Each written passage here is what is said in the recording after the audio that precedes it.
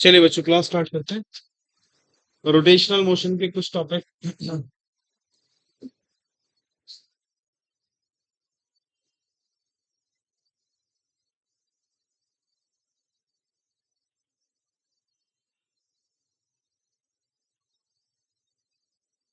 चलिए इसमें कुछ क्वेश्चंस हैं, वो हम लोग डिस्कस कर लेते हैं एक बार। ये क्वेश्चन है कि यहाँ पे एक डिस्क है, एक रिंग है, ये रिंग है, इसका रेडियस है आर और इसका रेडियस है r/t। दोनों के ओमेगा सेम है, ठीक है। नाउ द क्वेश्चन इज कि दोनों में से किसका रोटेशनल काइनेटिक एनर्जी ज्यादा होगा, ठीक है। So which body will have more rotational या मोर काइनेटिक एनर्जी। ओमेगा दोनों के लिए सेम, ठीक है। तो पहले एक काम करते हैं, हम लोग डिस्क की बात करते हैं। फॉर डिस्क, डिस्क के लिए आई कितना होता था भाई? Half M R square. और इसके लिए जो काइनेटिक एनर्जी आएगी टोटल, वो कितनी आएगी? Half M V C M square plus half I omega square. So it is what? Half M V क्या होता था? R omega. So half M R square omega square plus 1/2 times what is I का value? Half M R square into omega square. इसको simplify कर लेते हैं। So 1/2 M R square omega square plus 1/4 M R square omega square, and this is nothing but 3/4 M R square omega square, right. अब बात करते हैं दूसरा, ring के लिए। रिंग का मोमेंट ऑफ इनर्शिया कितना होता था? M R square. तो इसके लिए काइनेटिक एनर्जी क्या हो जाएगी? Half M V C M का square plus half I omega square. लेकिन यहाँ पे जो रेडियस है हमारे पास, वो आर की जगह r/2 है, तो इसमें भी हम लोग r/2 रख देते हैं ना। तो कितना हो जाएगा ये? 1/4 एम आर स्क्वायर। तो this is what? Half M V C M is value R omega. So r/2 into omega का स्क्वायर प्लस हाफ आई का value is 1/4 M R square into omega square, and this value is nothing but 1/8 M R square omega square plus 1/8 M R square omega square. कितना हो जाएगा? 2/8 M R square omega square, and this is what? 1/4 M R square omega square. अब देखिएगा kinetic energy disc के लिए, ये है kinetic energy of disc and this is the kinetic energy of ring. बताइए दोनों में कौन ज्यादा? डिस्क ज्यादा है। So kinetic energy of disc is actually greater than the kinetic energy of ring. अगर इनका रेशो भी निकालना हो तो रेशो कितना आएगा? के डिस्क अपॉन के रिंग इक्वल्स टू 3:1। ओके, चलिए नोट कीजिए।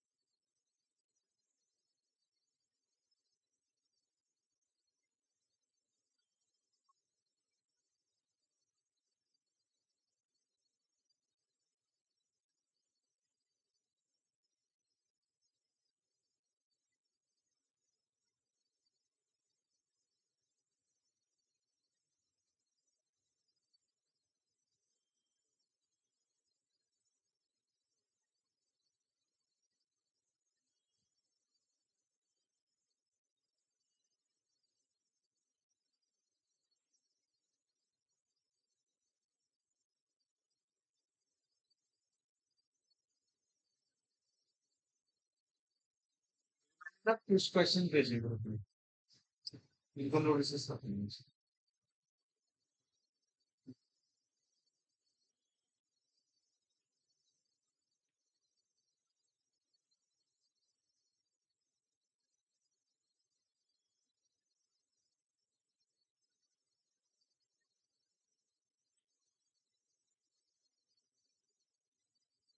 देखो ये question number 1, it says two particles of masses 5 kg and 10 kg are attached to the two ends of a rigid rod of length 1 meter with negligible mass. The center of mass of the system from the 5 kg particle is nearly at a distance of what? देखो एक 5 kg का particle है यहाँ पे और दूसरा ये 10 kg का है और इनके बीच का डिस्टेंस है 1 मीटर। तो सेंटर ऑफ मास बताना है कहाँ होगा। तो हम क्या करते हैं, इसको एक्सिस में मान लेते हैं।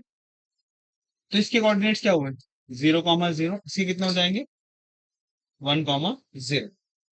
तो बताइए एक्सीएम का फॉर्मूला क्या था, m1 x1 plus m2 x2 upon m1 plus m2।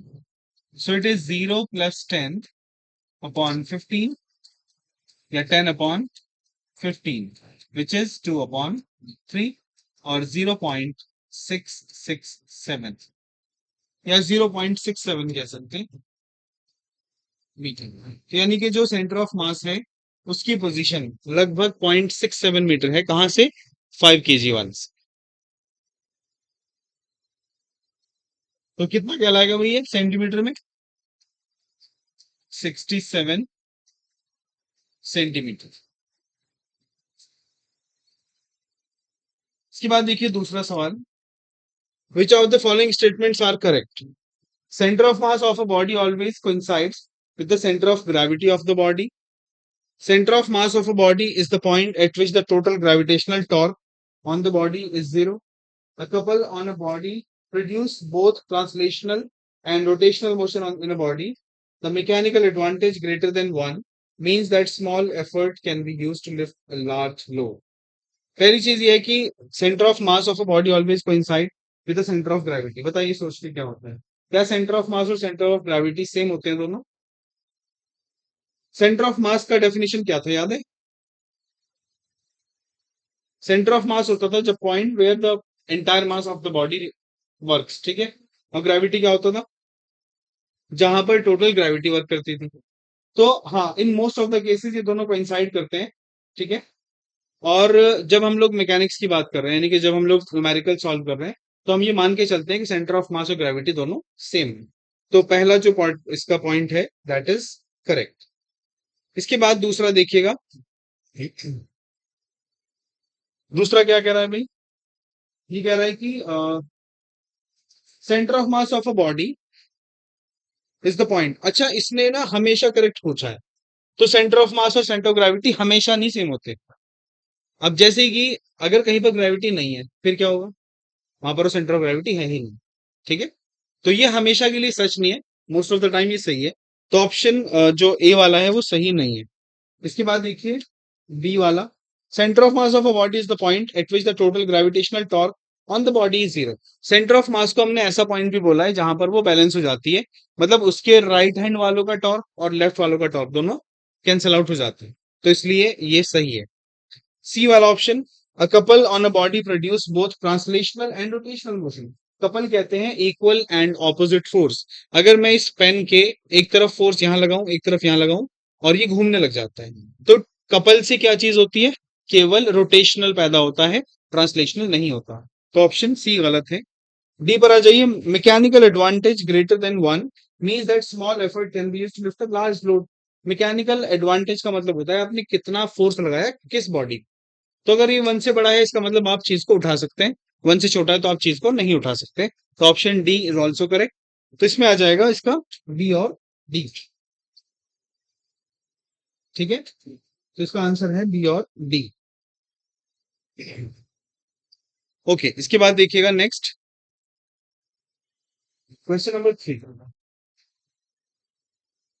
Two persons of masses 55 kg and 65 kg respectively are at the opposite ends of a boat. The length of the boat is 3 meter and the weight is 100 kg. The 55 kg man walks up to the 65 kg man and sits with him. If the boat is in still water, the center of the system shifts by. ये shifting वाला case मैंने आपको कराया था शायद, याद है ना? देखो मैं बताता हूँ कैसे करेंगे इसको। मान लीजिए मैं आपको जनरल केस बताता हूँ। ये एक बोट है, इसके अंदर दो आदमी बैठे हैं अलग अलग मासेस के, ठीक है। हम बेसिक कंसेप्ट करते हैं। ये आदमी यहाँ बैठा है, इसका मास है m1, और एक दूसरा आदमी यहाँ बैठा है, इसका मास है m2, और जो बोट है इसका मास है सपोज कैपिटल M, ठीक है। मैंने क्या किया, यहाँ पे एक्सेस बना दी। इसकी लेंथ हमने मान ली है कितनी, L। अब ये बताइए इसका सेंटर ऑफ मास कहाँ है, यहाँ पे कहीं होगा। तो इसके कोऑर्डिनेट्स क्या बने, L/2 कॉमा 0। अच्छा इसके कोऑर्डिनेट्स क्या है, 0,0। इसके क्या है, L,0। अब मैंने सोचा कि अगर ये फिलहाल इक्विलिब्रियम में है तो हम इसका सेंटर ऑफ मास निकाल लेते हैं। इसका एक्सीएम क्या आएगा, m1 into 0 plus m2 into L plus capital M multiply by L/2 upon m1 plus m2 plus M। So this is what m2L plus ml upon 2 divided by m1 plus m2 plus capital M. This is your XCM, equation number 1। ये initially इसका centre of मास है। बाद में जब ये बंदा आगे shift हो गया तो सोचिए ये लिफ्ट, ये जो बोट थी वो सपोज थोड़ा पीछे शिफ्ट हो गई। ये दोनों आदमी हम यहाँ पे आ गए, यानी m1 भी यहीं पे है और m2 भी यहीं पे है। अच्छा इसका जो सेंटर ऑफ मास था वो वही रहने की कोशिश करेगा, बट स्टिल हम ये मान सकते हैं कि ये जो दूरी थी वो L/2 थी, ये L/2 थी। ये x डिस्टेंस पीछे हटा। अब बताइए ये डिस्टेंस पूरा L था, इसके कोऑर्डिनेट्स क्या हुए, L-x, 0। इसके कोऑर्डिनेट्स क्या होंगे, ये डिस्टेंस L/2 होता था, x पीछे चला गया तो कितना बचा, L/2 माइनस एक्स, 0, ठीक है। तो न्यू पोजीशन में देखिएगा, सो इन न्यू पोजीशन जो m1 था हमारा, ये इसके सेंटर ऑफ मास के कोऑर्डिनेट्स क्या गए, L-x, 0, और m2 के L-x, 0, और जो तीसरा था कैपिटल M, उसके सेंटर ऑफ मास कहां गया, L/2 माइनस एक्स, 6, राइट। तो अभी इसका सेंटर ऑफ मास क्या होगा, XCM। XCM डैश क्या होना चाहिए, m1 L-x plus m2 L-x plus capital M L/2 minus x upon m1 plus m2 plus capital M। अब जब क्योंकि ये जो इंसान यहां से चल के वहां गया है तो ये इसके इंटरनल फोर्स के अंदर आता है, ये कोई एक्सटर्नल फोर्स नहीं है। जब एक्सटर्नल फोर्स नहीं होता तो सेंटर ऑफ मास अपनी पोजीशन चेंज नहीं करती। तो ये क्या होना चाहिए, XCM should be same as XCM dash. तो ये वैल्यू कितनी है, m2L plus ml upon 2 divided by m1 plus m2 plus M equals to, यहां क्या होना चाहिए, देखो m1L minus x, m1L minus x, इसको लिख सकते हैं m1 plus m2 into L minus x plus ml upon 2 minus mx upon 2 divided by m1 plus m2 plus M। अब आप देखेंगे जो डिनोमिनेटर में था ना वो पूरा पूरा कैंसिल आउट हो गया, ये ml अपॉन 2 भी कैंसिल आउट हो जाएगा। अब इसको सिंप्लीफाई कर लेते हैं। सो m2L बराबर m1 plus m2 into L minus x minus mx upon 2। बस आपको अब इसको सिंप्लीफाई करना है और x की वैल्यू निकालनी है, ठीक है। मैंने जनरल केस बता दिया, ये नंबर्स में होगा तो थोड़ा और इजी होगा। ये वाला, ठीक है, अच्छा ठीक।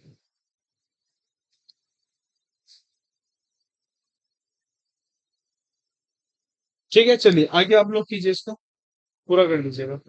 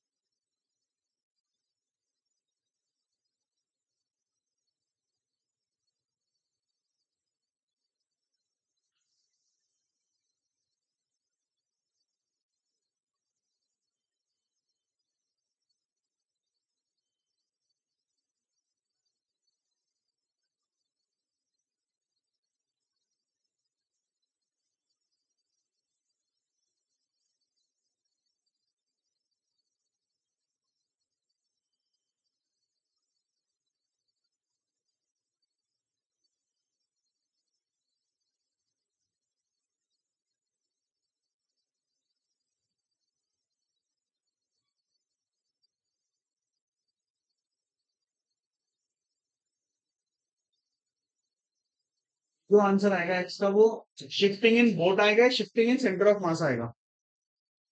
शिफ्टिंग इन बोट आएगा, ठीक है। अब क्वेश्चन में देखो क्या पूछा है। शिफ्टिंग किसकी पूछी है, सेंटर ऑफ मास की या बोट की?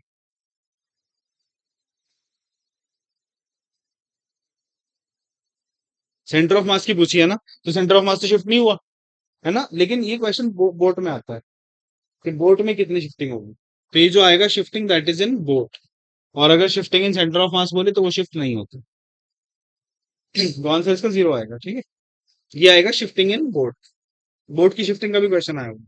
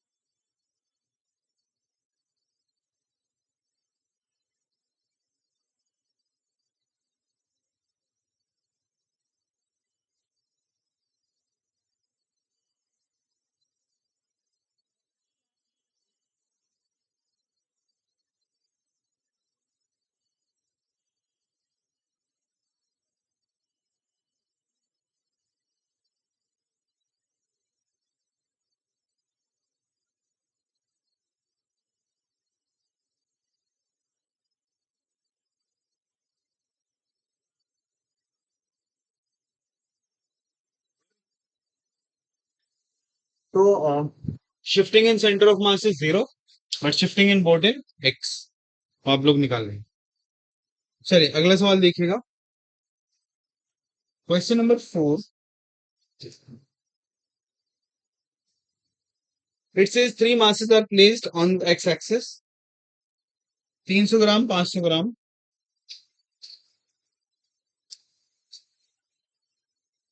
ये 300 ग्राम है, ये 500 ग्राम है, और 400 ग्राम। देखो 300 ग्राम कहाँ रखा हुआ है, 0 0 पे, और 500 ग्राम रखा है 40 पर, और तीसरा रखा है कहाँ पर, 70 पर। तो ये कह रहा है कि बताइए सेंटर ऑफ मास कहाँ होगा। तो क्या फॉर्मूला था अगेन, एक्स सी एम बराबर 300 into 0 plus 500 into 40 plus 400 into 70 upon 300 plus 500 plus 400। हाँ जी, ऊपर तो हो गया 0 प्लस 5 चौक 20, 20,000 प्लस 28,000 अपॉन 1200। आप 100 से काट दो ऊपर भी और नीचे भी, तो कितना बचेगा ऊपर, 200 प्लस 280 अपॉन 12, 480/12, कितना आ गया, 40 सेंटीमीटर पर। यानी कि जो दूसरा वाला मास था वहीं इसका सेंटर ऑफ मास शिफ्ट माना जाएगा, वहीं पे रखा हूं। चलिए नेक्स्ट, अगला सवाल देखिए, पांचवा। Two particles which are initially at rest move towards each other under the action of their internal attraction. If the speeds are v and 2v, then the speed of center of mass. अब ये बड़ा important सवाल है। यहाँ पे एक मास है a जिसकी वेलोसिटी कितनी है, v। यहाँ पे एक दूसरा मास है b, इसकी वेलोसिटी कितनी है, 2v। अब ये बताइए, जब इसकी वेलोसिटी कांस्टेंट है, एक्सेलरेशन नहीं है, इस पर कोई फोर्स नहीं लगा हुआ है। जब फोर्स नहीं है तो इसका मतलब सेंटर ऑफ मास अपनी जगह रहेगा। तो क्या होगी स्पीड ऑफ सेंटर ऑफ मास, 0, क्योंकि इसके अंदर कोई भी एक्सटर्नल फोर्स नहीं है। अगर होता तो फिर वो चेंज हो जाता। छठा सवाल देखिए। Two bodies of masses 1 kg and 3 kg having position vectors. देखो एक मास है n1, जिसका मास है 1 kg, और इसका जो पोजीशन वेक्टर है, this is given as I plus 2j plus k, और दूसरा है mass m2 which is of 3 kg, और इसका जो पोजीशन है r2 वेक्टर वो कितना है, this is -3i -2j plus के। अब ये बताइए सेंटर ऑफ मास कहाँ होगा। तो again the same formula, R C M बराबर m1r1 plus m2r2 upon m1 plus m2, right. What is m1 का वैल्यू 1, r1 का value I plus 2j plus K, plus m2 का वैल्यू इज 3, r2 का value is -3i -2j plus K upon masses का sum 1 plus 3। अब इसको simplify कर लेते हैं। तो I प्लस 2j प्लस के -9i -6j plus 3k upon 4। So it is -8i -4j और प्लस 4k अपॉन 4। इस पूरे को 4 से डिवाइड कर दीजिए, तो -2i -j प्लस 3। चलिए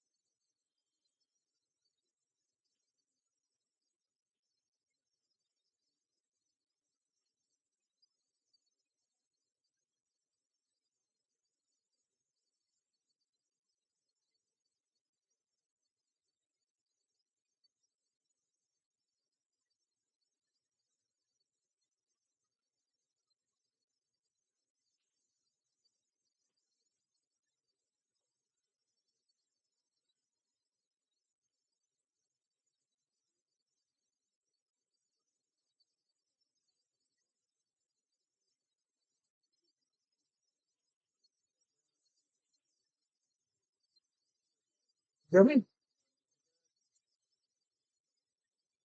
यार उनके पास जाना हमारे सर के पास आप जाओ आप इससे ना बराबर रवि सर ने वो ये प्रिंट लेंगे एक पीडीएफ भेजिए उसका प्रिंट लीजिए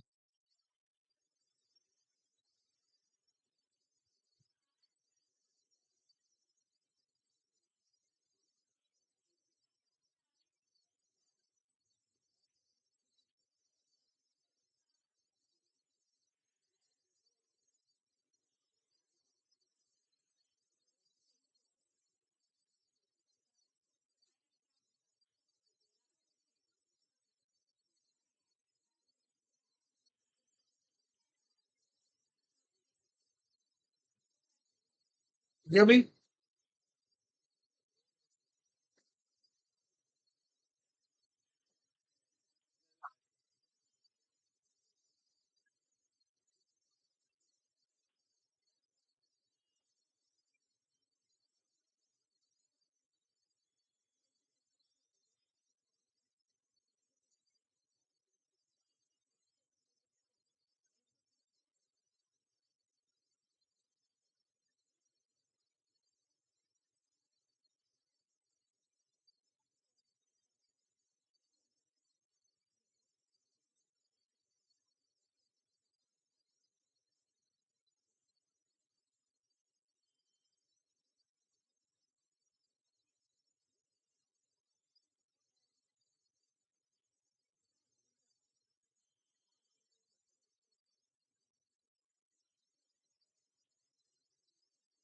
हो गया भाई चलिए अगला सवाल देखिएगा इसमें the question says if the linear density of a rod of length 3 meter is proportional to x एक रॉड है जिसकी डेंसिटी है लीनियर मास डेंसिटी जिसको हम लोग क्या बोलते हैं भाई लैम्डा बोलते हैं इसको इसने बोला है कि lambda is proportional to the displacement x ये एक्स के डायरेक्टली प्रोपोर्शनल आ रहा है नाउ इट सेज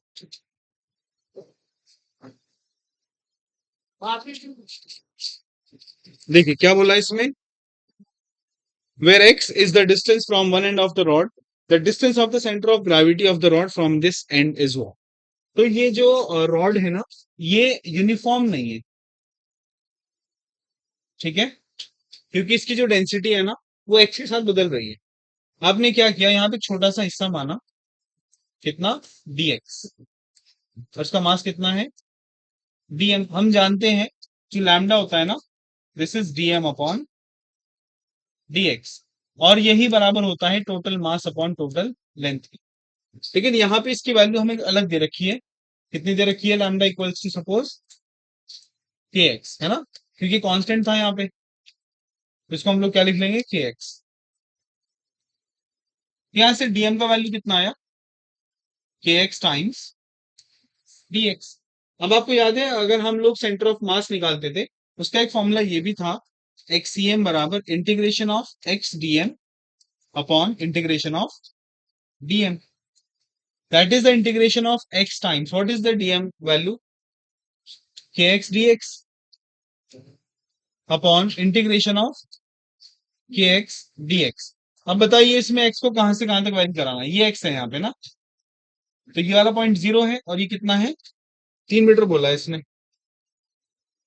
ठीक है तो कहां से कहां तक इंटीग्रेट करेंगे 0 से 3 ये भी 0 से 3 आ गया ये के से के कट जाएगा अब एक्स नहीं काट सकते क्योंकि एक्स यहाँ पे वेरिएबल है ये कांस्टेंट था तो ऊपर कितना हुआ भाई integration of x square dx from 0 से 3 अपॉन इंटीग्रेशन फ्रॉम 0 से 3 और ये आएगा एक्स डीएक्स एक्स स्क्वायर का integration is x cube upon 3 from 0 to 3 upon x square upon 2 from 0 to 3 अब इसको सिंप्लीफाई करते हैं upper limit minus lower limit तो ये आएगा 3 की पावर 3 अपॉन 3 अपॉन 3 की power 2 upon 2 and this is what ये कट गया यहाँ से 3 की पावर 2 बचा और वो 3 की पावर 2 इससे कट गया तो ये ऊपर चला जाएगा 2 कितना आंसर आ गया 2 तो कहां पे आएगा इसका सेंटर ऑफ मास 2 मीटर के डिस्टेंस पर आए राइट चलिए नेक्स्ट देखिएगा A solid sphere of radius r placed on a smooth horizontal surface. Horizontal force F is applied at a height h from the lowest point. For the maximum acceleration of center of mass, h कहाँ होना चाहिए? अब ये बताइए सबसे एक rolling motion के अंदर ये हमारे पास एक सॉलिड स्फीयर है, ये इसका रेडियस है r। एक हॉरिजॉन्टल फोर्स लगाया हमने हाइट h पर from the lowest point. For the maximum acceleration of the centre of mass, h और r में क्या रिलेशन होना चाहिए? हमने किसी पॉइंट पर आपका एक्सेलरेशन लगाया, तो देखिए अगर मैं यहां पर फोर्स लगाता हूं बीच में, है ना, तो यहां पर वेलोसिटी क्या होती थी? R omega. और यहां पर कितनी होती थी? इस पॉइंट का नाम P है सपोज, ये होती थी 2r ओमेगा, राइट? तो एक्सेलरेशन ज्यादा कहां पे होना चाहिए बताइए, O पर या P पर? P पर होना चाहिए ना, तो इसका मतलब कहां होना चाहिए वो h? ये 2r के बराबर होना चाहिए, राइट? तो यानी कि h की वैल्यू विल बी 2r। चलिए नेक्स्ट देखिएगा।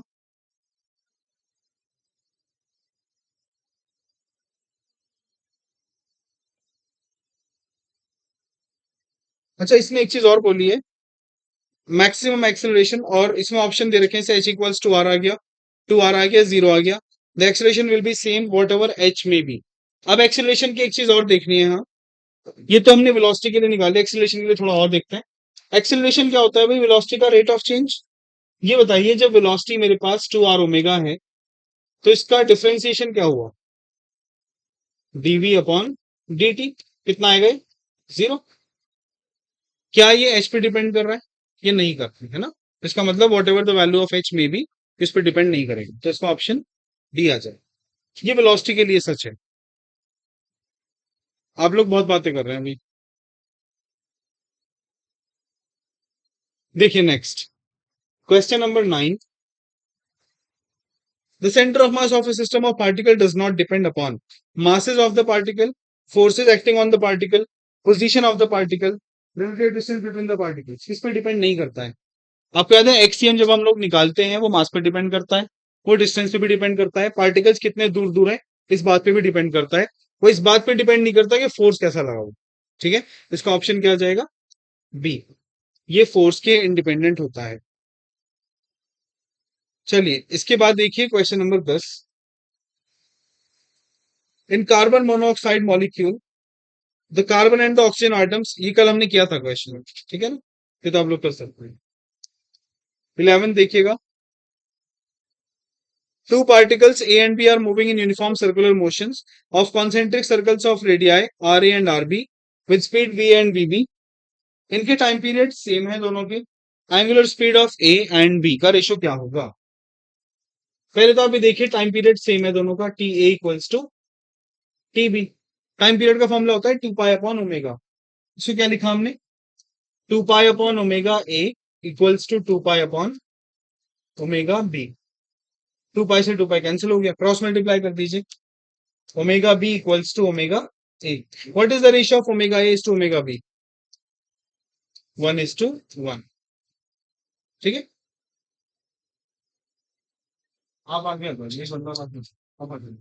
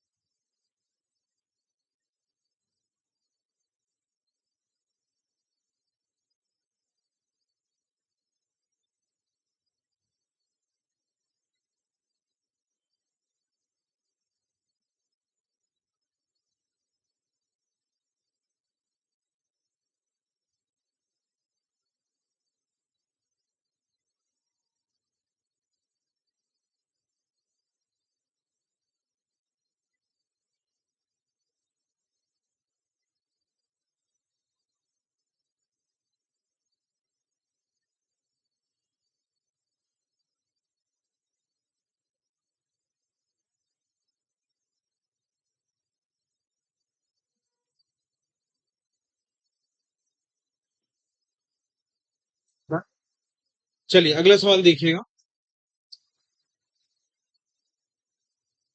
Question number 12।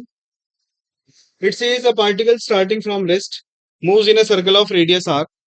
Its attains velocity of v naught meter per second in the nth round. Its angular acceleration is what? ये जीरो से स्टार्ट करो। मान लीजिए अब ये पहिया घूम रहा है, ठीक है। और जब ये घूम रहा है तो इसकी वेलोसिटी जो है इनिशियली वो कितनी है? जीरो। एन चक्कर घूमने के बाद इसकी वेलोसिटी वी नॉट हो जाती है। तो पहले एक बात बताइए, एक चक्कर में पहिया कितनी दूरी तय करता है? एक चक्कर में कितनी दूरी तय करता है? 2 पाई आर। और एन चक्करों में कितने करेगा? हाँ, एन इंटू 2 पाई आर। तो मान लीजिए ये एन चक्करों में यहां पहुंचा, ठीक है। तो डिस्टेंस कितनी चली इसने? 2 पाई आर इंटू एन। और इसकी वेलोसिटी हो जाती है यहाँ पर कितनी? वी। ठीक है। अब हमारे पास एक रिलेशन होता था, इक्वेशन आती थी, v square equals to u square plus 2 as। तो v का वैल्यू तो हो गया वी नॉट, u हो गया जीरो, a बराबर क्या होता था? आर अल्फा, और s कितना है? 2 pi R N. So V naught square बराबर 2 इंटू 2, इसको मल्टीप्लाई कर दीजिए, कितना आ जाएगा? 4 pi R square N times alpha. 4 pi R square N times alpha, तो अल्फा का वैल्यू कितना हुआ? V naught square upon 4 pi R square. ठीक है, okay. Question number 13। A wheel has angular acceleration 3.0 radian per second square. Alpha दे रखा है इसने 3 radian per second square and an initial angular speed of 2 radian per second. Omega naught दिया हुआ है 2 radian per second. Now it says in time T 2 seconds ये कितने angle से घूम चुका होगा? मतलब आपको निकालना है थीटा, ठीक है। कौन सी इक्वेशन लगाएं? Second equation. ये क्या होती थी? Theta equals to omega not T plus half alpha T square. So twice of 2 plus 1/2 times 3 multiplied by 2 का स्क्वायर। सो 4 प्लस ये 2 से 2 कट गया 6, यानी कि 10 रेडियन। अच्छा, अगर वो आपसे पूछ लेगी कितने चक्कर लगाएंगे इसमें, तो नंबर ऑफ रिवोल्यूशंस कैसे निकालेंगे?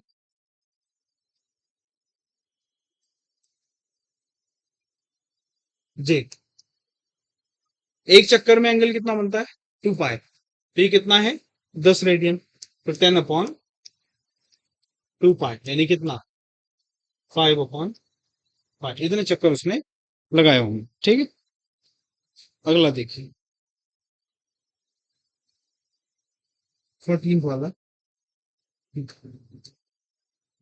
A wheel of radius 1 meter rolls forward half a revolution on a horizontal ground. The magnitude of the displacement of the point on the wheel initially in contact with the ground. ये कोई पहिया है suppose ऐसे, इसका radius है 8, ये point है ए। इसने आधा चक्कर लगाया। आधा चक्कर लगाने के बाद ये जो पॉइंट था ना ए, वो कहां चला जाएगा? ये वाला पॉइंट तो आ जाएगा यहाँ, है ना। और बी आ जाएगा यहाँ। अब ये बताइए इस पहिए ने, इस वाले पॉइंट ने कितना डिस्प्लेसमेंट देखा? ये वाला। अब अगर आप इसको ज्वाइन कर दो, ये कितना है? 2 आर। और ये कितना है? 5 आर। तो ए डैश कैसे आएगा? The square root of pi R का स्क्वायर प्लस 2 आर का स्क्वायर। आर स्क्वायर कॉमन लेके बाहर आ गया, कितना बचा? R under root of pi square plus 3। चलिए,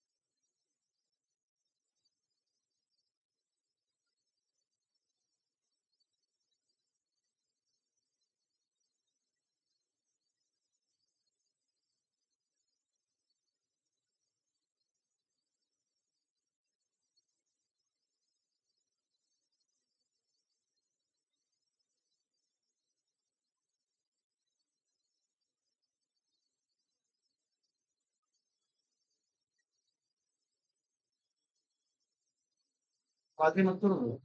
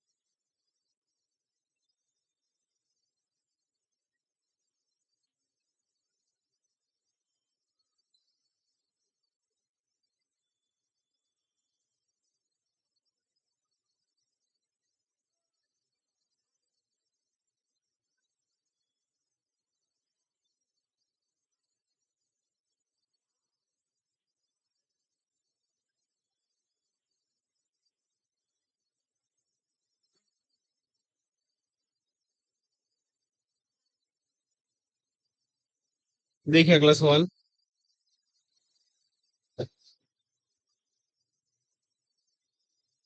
ये बोल रहा है कि two cars of masses m1 m2 are moving in circles of radii r1 and r2 respectively. Their speeds are such that each makes a complete circle in time t. The ratio of their angular speeds in the first to the second car. तो जब time period दोनों का same है तो क्या हुआ? t1 बराबर t2, t1 का फॉर्मूला 2 पाई अपॉन ओमेगा 1 और ये 2 पाई अपॉन ओमेगा 2, दोनों कैंसिल आउट हो गए। सो ओमेगा 1 ओमेगा 2 इज 1 अपॉन, तो इट इज 1:1। नेक्स्ट आ जाइए 16। If a flywheel makes 120 revolutions per minute, its angular speed is what?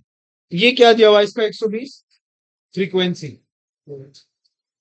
120 revolutions per minute. तो इसको पहले हम पर सेकंड बनाते हैं, तो 120 अपॉन 60 रिवोल्यूशंस पर second, so it is 2 revolutions पर सेकंड। ये तो आ गई फ्रीक्वेंसी। अब क्या निकाल सकते हो आप इसका? ओमेगा। क्या फॉर्मूला था इसका? 2 पाई एफ, यानी 2 pi into 2, 4 pi radian per second. इसके बाद देखिए 17। The angular speed of an engine wheel makes 90 revolutions per minute. एक बार फ्रीक्वेंसी कितनी है? 90 रिवोल्यूशंस पर मिनट। तो पर सेकंड में कितना आएगा? 90 अपॉन 60 रिवोल्यूशंस पर सेकंड, कितना हुआ? 1.5 रिवोल्यूशन पर सेकंड। ये आ गई फ्रीक्वेंसी। अब ओमेगा इज 2 पाई एफ, तो 2 पाई मल्टीप्लाई बाय 1.5 यानी कितना? 3 पाई रेडियन पर सेकेंड।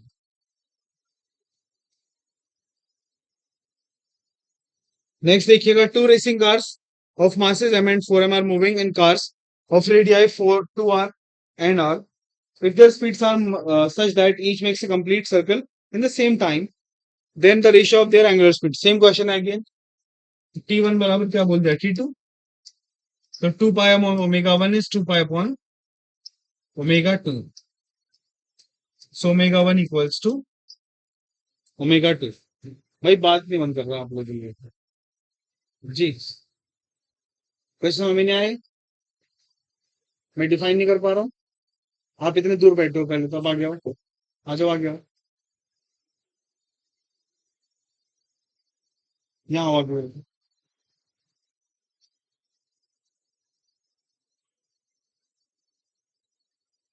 यहाँ आओ।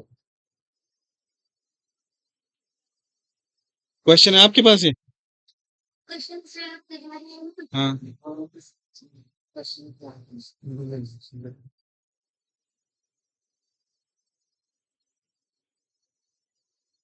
आपने उल्टा लिख दिया इसको, ऐसे घुमाओ वापस।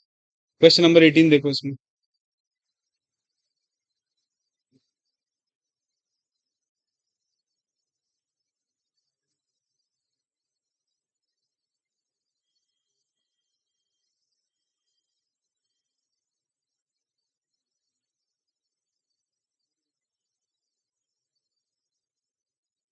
जब दो कारें आप घूम रही हैं, तो इन्होंने बोला कि उनके मासेस अलग अलग हैं, रेडियाई अलग अलग हैं, लेकिन वो सेम टाइम में चक्कर पूरा लगा देती हैं, तो ओमेगा का रेशियो क्या होगा?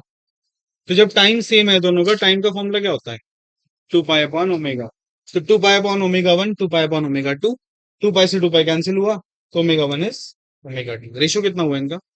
1:1। ये क्वेश्चन देखो 3 बार आ चुका, अगर आपने ध्यान दिया हो। तो ऐसा सवाल अलग अलग परिभाषा में पूछा जाता है, ठीक है। अगला सवाल देखिए, 19th वाला। देखो क्वेश्चन क्या है, find the torque about the origin when a force of 3J Newton.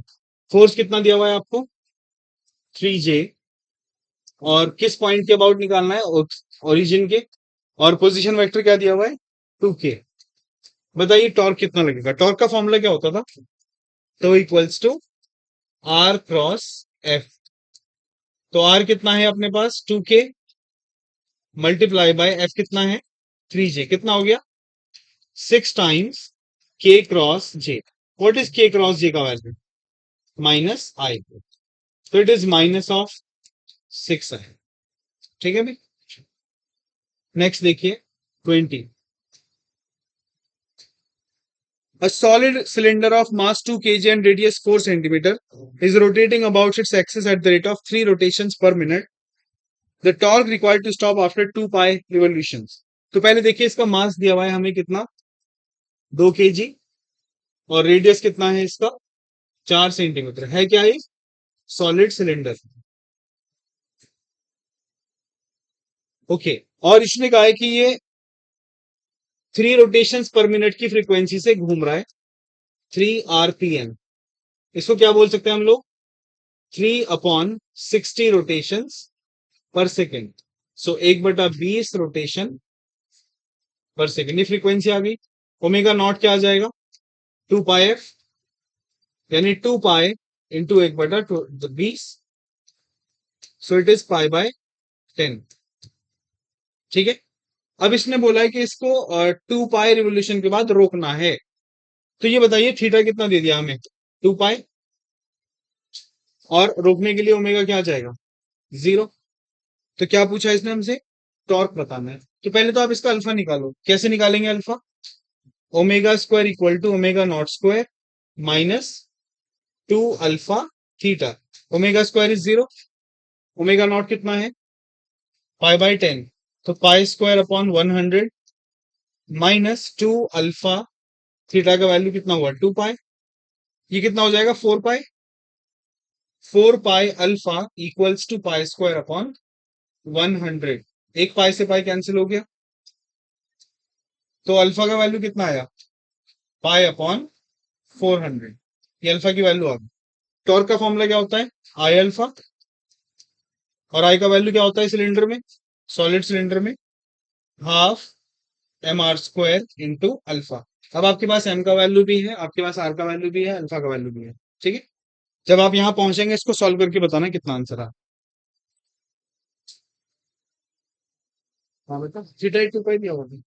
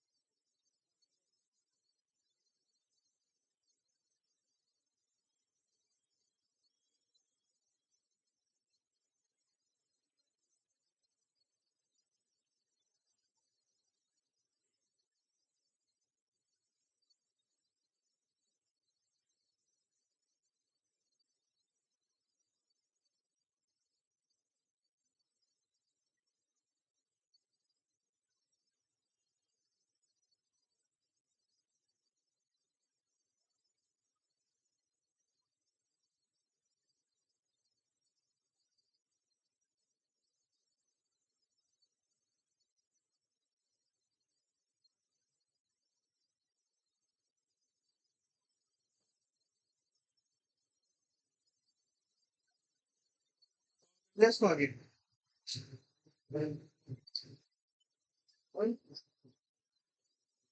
Solve करके बताइए क्या है सॉल्व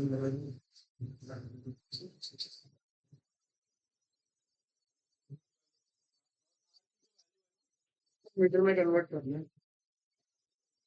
सेंटीमीटर में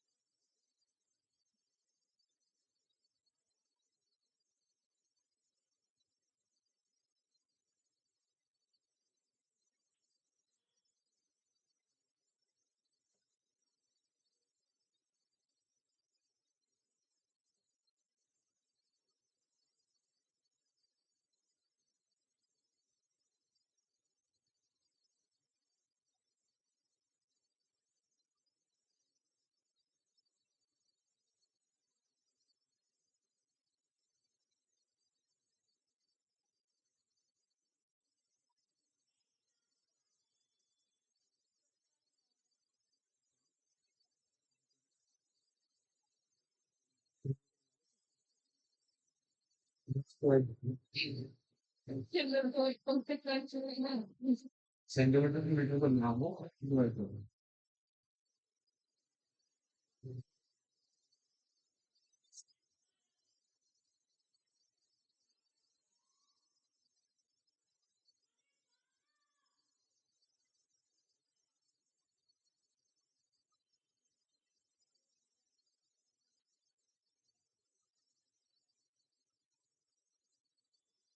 चलिए आगे कर लेते हैं, हाँ जी।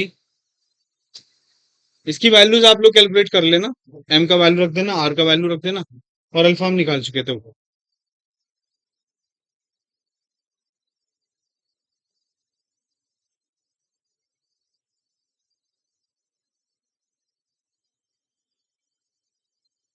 हो गया भाई।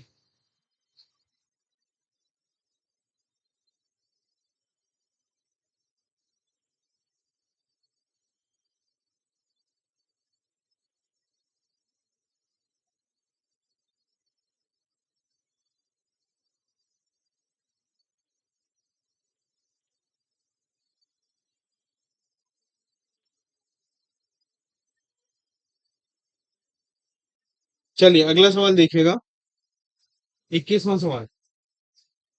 इसमें बोला है कि a rope is wound around a hollow cylinder of mass 3 kg and radius 40 centimeter. What is the angular acceleration of the cylinder if the rope is pulled with a force of 30 Newton? देखो ये एक cylinder है यहाँ पे, और इसके ऊपर ना एक रस्सी लपेटी गई है ऐसे, और इस रस्सी में एक फोर्स लगाया जाता है कितना, 30 न्यूटन का। मैंने फोर्स लगाया यहाँ पे 30 न्यूटन। अब जाहिर है जब मैं फोर्स होते घूमेगा, तो ये कह रहा है कि इसके घूमने का एक्सेलरेशन बताओ, जबकि मास इसका दिया हुआ है इन विच इज 3 kg, और इसका जो रेडियस है वो कितना है, 40 सेंटीमीटर, मतलब 0.4 मीटर। पहले तो एक बात बताइए, जब हम इसको नीचे खींचेंगे तो इस पर खींचने वाला फोर्स 30 न्यूटन का है, वही इसके अंदर टॉर्क जनरेट करेगा।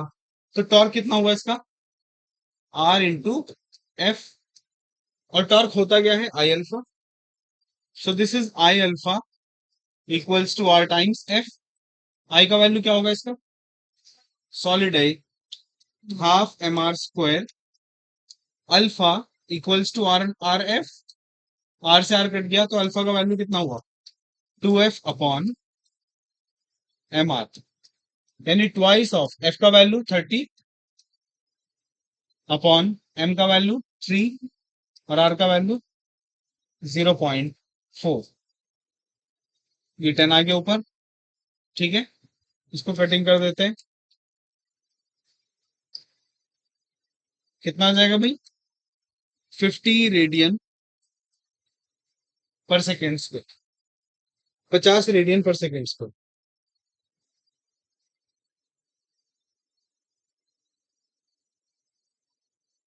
और ये क्या आया हमारा, एंगुलर एक्सेलरेशन। इसने क्या पूछा है हमसे, एंगुलर ही पूछा है ना।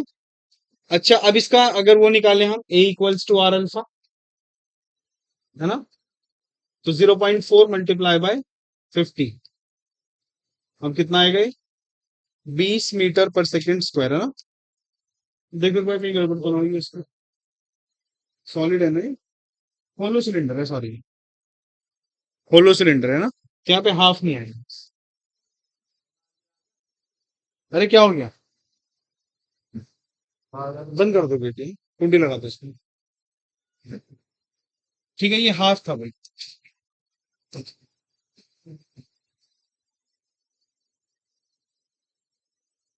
देखिए कितना आएगा, अल्फा बराबर एफ अपॉन एम आर। तो एफ इज 30, एम का वैल्यू इज 3, आर का वैल्यू इज 0.4। ये पॉइंट हटा दिया, ऊपर 10 आ गया,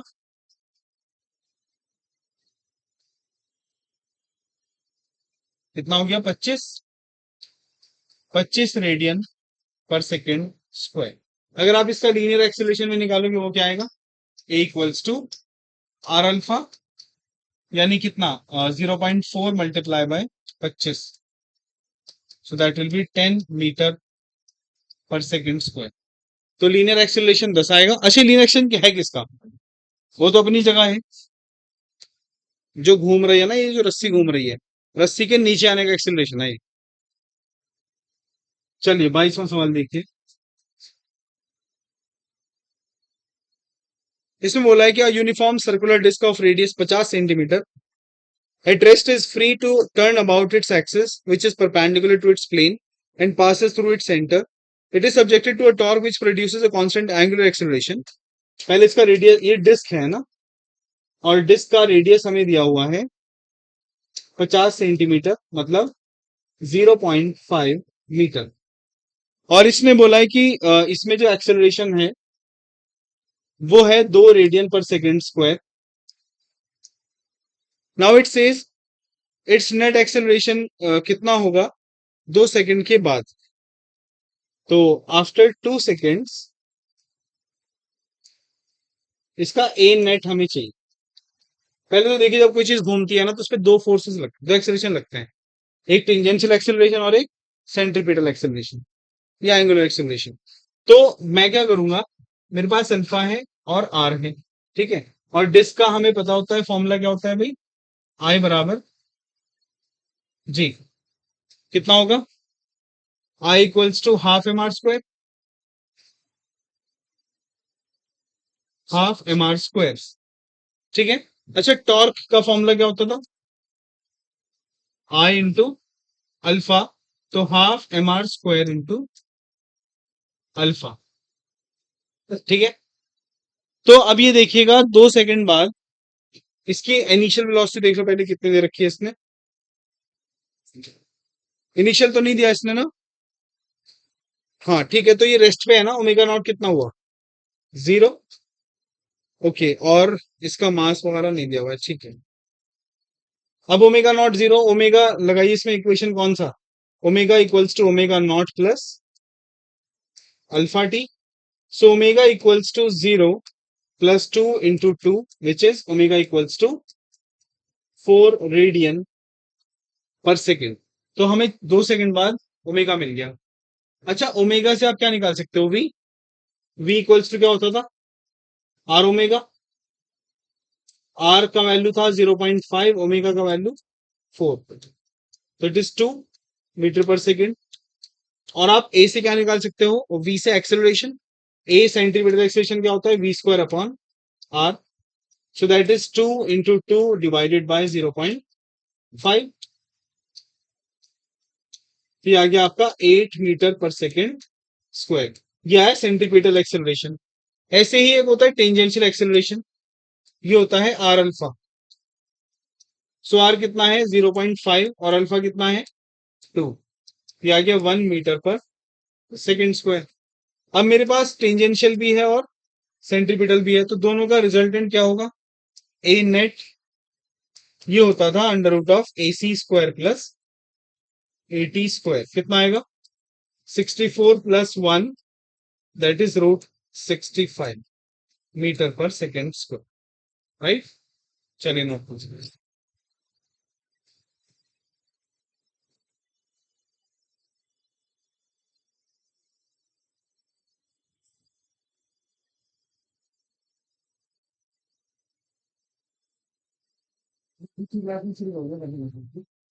इसमें हम लोग आप करेंगे टाइम प्लस ग्रेविटेशन वाला जो बैकग्राउंड था उसकी क्लास बस होगी, हम लोग इसमें टाइम ही करेंगे।